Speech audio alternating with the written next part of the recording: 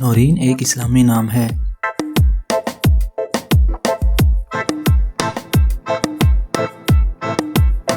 नौरीन नाम की इब्तदाई तारीख अंग्रेज़ी ज़ुबान से निकलती है।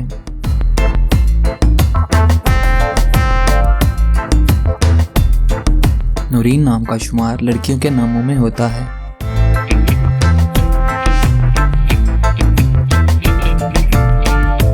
नौरीन नाम का मतलब प्यारा और रोशन है।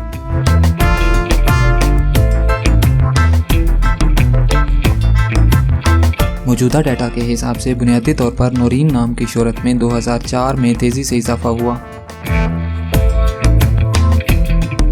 नौरीन नाम की पॉपुलैरिटी का ग्राफ आप 2004 से 2020 तक देख सकते हैं।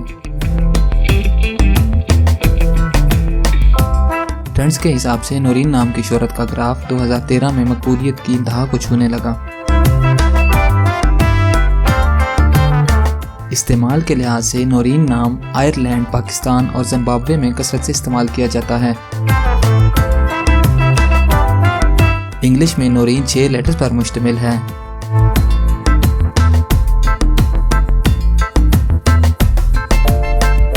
उर्दू में नौरीन 5 हरूफ पर मुश्तमिल है।